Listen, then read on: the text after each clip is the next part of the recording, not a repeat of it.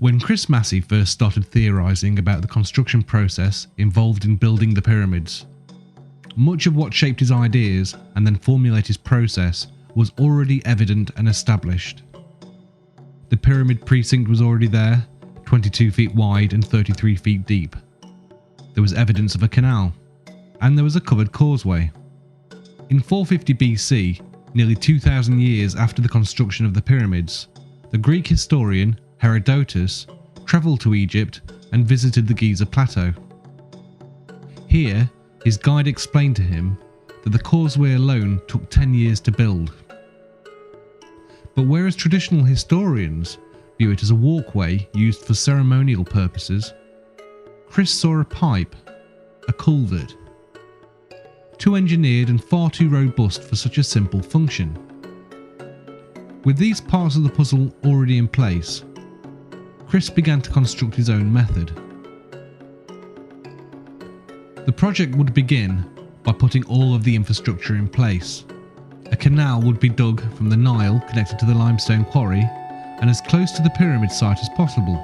A harbour would be built on the canal and a roofed causeway built from the harbour to the pyramid build area. A moat, that is the precinct, would be dug around the limestone outcrop and filled with water. The workforce would be told that any rock protruding through the water needs chipping off. Once all the protruding stone has been removed, the water level would be lowered and the process repeated. The whole area inside the moat need not be levelled, only around the first metres in. It is imperative the perimeter blocks are precisely level for structural strength, like the perimeter walls of a house. The interior is less important, and there is little need to remove rock only to replace it with blocks. Once the water level has been dropped to around 30 millimeters around the full perimeter of the pyramid base and no rock is protruding, the foundations are level and ready to receive the blocks. As soon as the project starts and infrastructure is being put in place, quarrying and shaping the blocks can begin. An enormous amount of blocks would be completed by the time the pyramid site is ready to accept them. When limestone is first quarried, it is a relatively soft rock which hardens when exposed to the CO2 in the atmosphere. By placing the blocks straight into water after they're released from the quarry face, the stone will stay softer and more easily worked with copper tools. By shaping the blocks in the water surface can be used as a constant level. By moving floats around the blocks, they could be easily turned in the water and all 6 sides levelled and shaped. Furthermore, working in water is also a more pleasant, cool, dust-free environment. The outer casing blocks would be quarried upstream at the quarry at Tura. A groove would be precisely carved into the quarry floor and every block would be placed into the groove during shaping. By using the water surface as a level, every block placed into the groove would produce exactly the same angled face, which would line up perfectly when placed. The casing block angle can be checked by using a simple water level.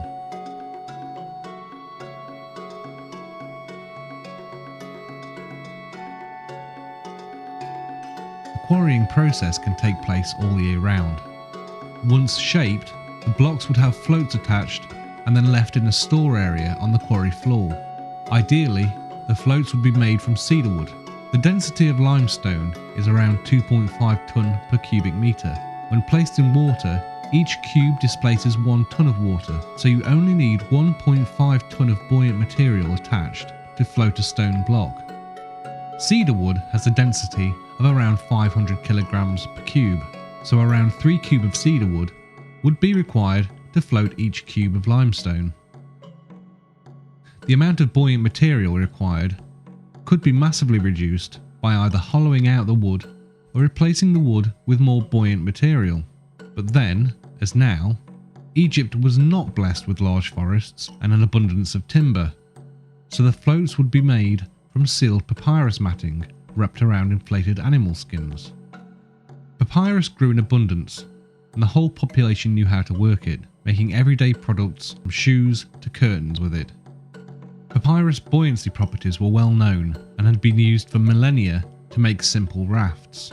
Animal skins were commonly used to store liquids such as wine and water. When empty and inflated, They make excellent floats. By having the floats pre-attached to the blocks, they would float in the water, not on it, so saving thousands of man-hours trying to load the multi-ton blocks on top of unstable rafts. The blocks would require far less buoyant material to float them in the water due to the Archimedes principle of displacement. No blocks will be lost to the river floor due to capsizing, as any block floating low can just have more buoyancy attached. If floating a few tons of stone blocks seems improbable to you, then consider right now we have oil tankers sailing on the oceans weighing several thousand tons. When it comes to size and weight, anything can float. The majority of the pyramid building workforce would have been farmers and only available during the 3-month flood season when their fields were underwater and unworkable. When flood season begins, the Nile would rise and deepen the water in the quarry floor. Thousands of blocks would float up, ready for transportation. Multiple blocks could be roped together and using either men in simple reed boats or cattle on a towpath be dragged up towards the Giza harbour. Leading from the harbour all the way up to the pyramid precinct is a covered causeway. The causeway is like a water pipe and totally filled with water from bottom to top. The bottom of the causeway has 2 gates built into it. The lower gate is level with the water in the harbour, while the upper gate is around 8 metres further up the causeway at a much higher level. The higher gate is closed, sealing off the pipe and holding all the water in above. The lower gate is then opened. Although the upper gate stands on a higher plane than the lower gate, the water will stay in place because it is not exposed to atmospheric pressure. It will act like water in a glass pint pot when turned upside down in a water-filled sink, with the water staying in place even though it's above the sink's water level. Atmospheric air pressure is the equivalent of a 25-foot high column of water. With the bottom gate open, blocks can be floated into the causeway. When the space between the 2 gates is full of blocks, the lower gate can be closed and the upper gate opened. The blocks will then float upwards towards the water-filled precinct. Due to the pressure of water on the bottom gates, an extra pair of gates would be built around halfway up the causeway to reduce this pressure. An endless rope could be thread through the floor of the causeway and the blocks attached to speed up the flotation through the tube. After levelling the precinct, the moat would be semi-refilled with water. The blocks would float up the causeway and into the water-filled precinct. The first blocks to be placed are Tura-angled casing stones. They would be floated around the precinct and lowered into position along a precise, remarked line. When building a house, the perimeter brickwork is placed first to give the building its precise shape and strength, with the roof sitting on the perimeter brickwork and the majority of the internal wall not being load-bearing. Be it a house or a jigsaw, by starting and joining the perimeter pieces, a uniform shape is made. The interior will be then easily sorted out. The same will apply to pyramid building. Get the outer blocks precisely placed and the structure will have the right shape.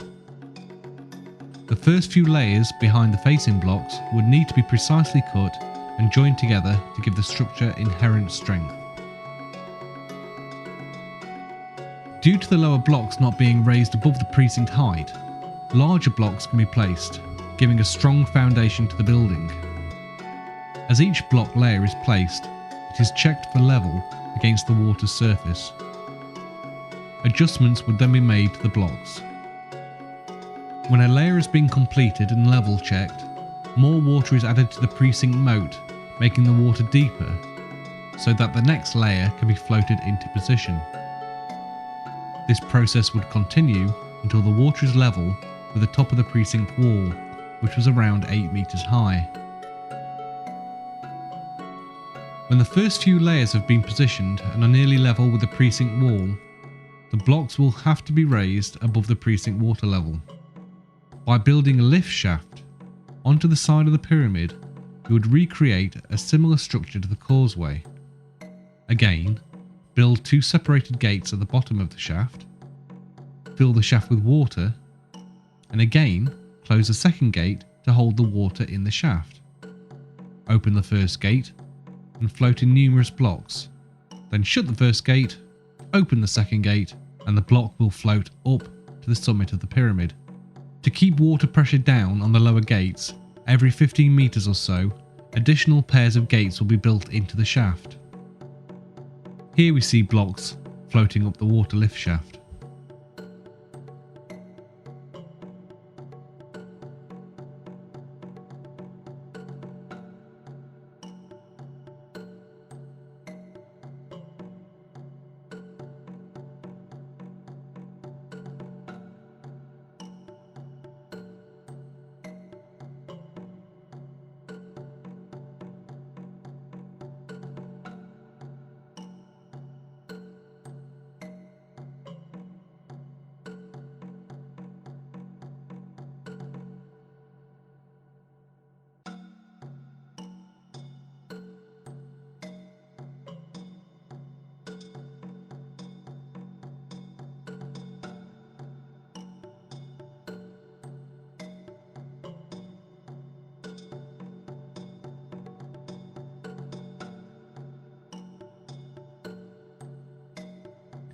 During the process of building the water shaft, the waste side of a facing block would be used to create a perfect seal, as it already starts at the correct angle. Here we see the process of extending the water shaft as the builders complete a layer of the pyramid. The final facing blocks are moved into place and the temporary wall is extended above. Either mud and masonry walls or a wooden box will be built around and above the lift shaft to form a temporary structure to seal in the water. Here we see an example using the mud and masonry wall. Once the top of the shaft is extended with the mud bricks, it is flooded with water. Because the quantity of water it contains is small compared to the shaft, it doesn't require the same level of reinforcement. Then, each of the blocks needed to create the next level are floated up and into place until the layer is complete. The lift shaft system requires the shaft to be heightened less than a metre for each pyramid level rise, taking relatively little material and time to build, compared to the heightening, widening and lengthening of the traditional ramp theory for each level rise of the pyramid. The shaft wall could be anywhere up to 3 meters thick, circumventing any issues regarding water pressure. Further to this, the shaft would be waterproofed. There are many ways to achieve this given the materials available at the time. These include overlapping animal skins, timber, bitumen bricks, or the most likely solution would be to line the shaft with dried clay plaster, which is then covered with waterproofing animal fats or bitumen, as often used by their neighbours the Sumerians. After a layer is completed, a gully is built around the perimeter of the upper level. It is made watertight by lining the floor and walls of the gully with mud and let the scorching Egyptian sun bake the clay dry. Once dried, the gully can be filled with water. Levels can again be taken and extra mud applied to the gully floor to make minor adjustments. The lift shafts would be extended to join the gully. Blocks can then be floated up the shaft and into the gully and then be floated anywhere around the pyramid.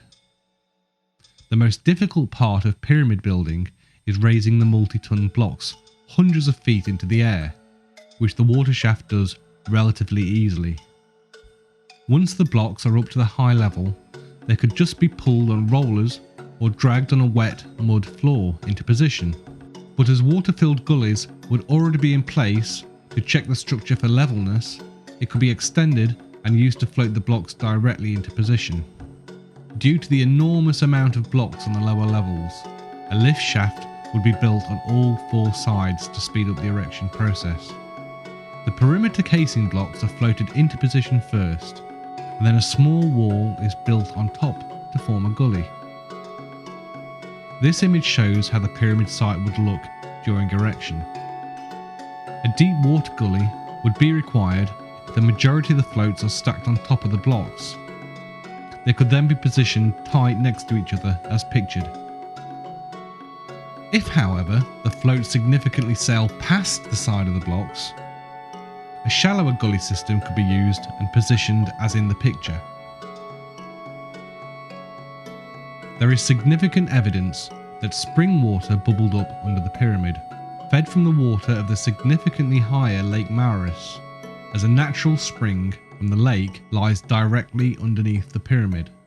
A tunnel could have been built down to improve water flow, and as the pyramid structure rose, internal tunnels were extended to help the water flow to higher levels. As the pyramid got higher, water pressure would slowly reduce, so smaller extension channels were built upwards from the King and Queen's chamber to raise the water even higher, to eke out as much water as possible. If this was the case, then the water could have been gravity fed through the interior shafts in the Great Pyramid, filling the upper gullies and shafts. Only the highest few levels would need the water bucketing up. If the spring waters were not available, then lines of people could pass buckets of water up the structure. It is likely that these workers would be shaded by reeds suspended above them to protect them from the heat of the sun. There are multiple ways for raising water, from the manual approach seen here in the picture, or using the shidduch method, as seen here from 19th century Egypt. Or they could even use oxen pulling bucket-laden ropes. As a comparison, a standard domestic outdoor hosepipe can deliver around 15 litres a minute, compared to the 600 litres a minute using buckets. If a 10 litre bucket is passed in 1 second, then 100 litres could be passed in 10 seconds. 600 litres a minute per line. At the higher levels of the pyramid, smaller blocks were used for construction.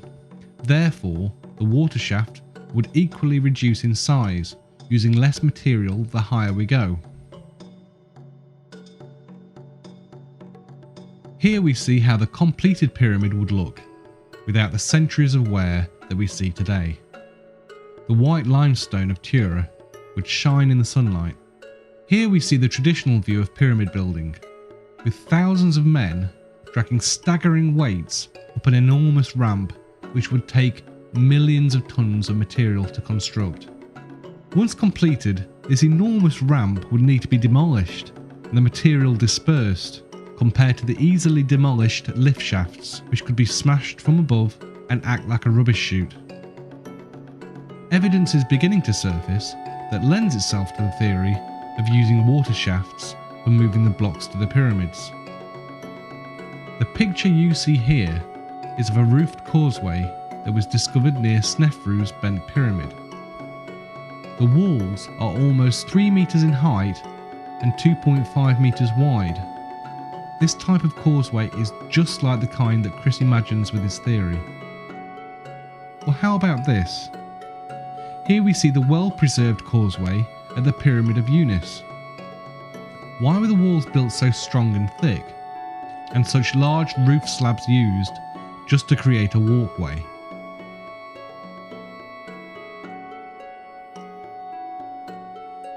Even National Geographic have posted a story on the discovery of a canal linking the Aswan quarry to the Nile River. Another article in the Telegraph reports that scientists have discovered the secret that allowed Angkor Wat, a famous 1,000-year-old temple complex in Cambodia, to be constructed far faster than should have been possible, using canals. Could this technique have been widespread in the ancient world? Further evidence of the use of water can be found in these photos from John Cagman that show salt in the structure as well as water erosion in the lower chambers.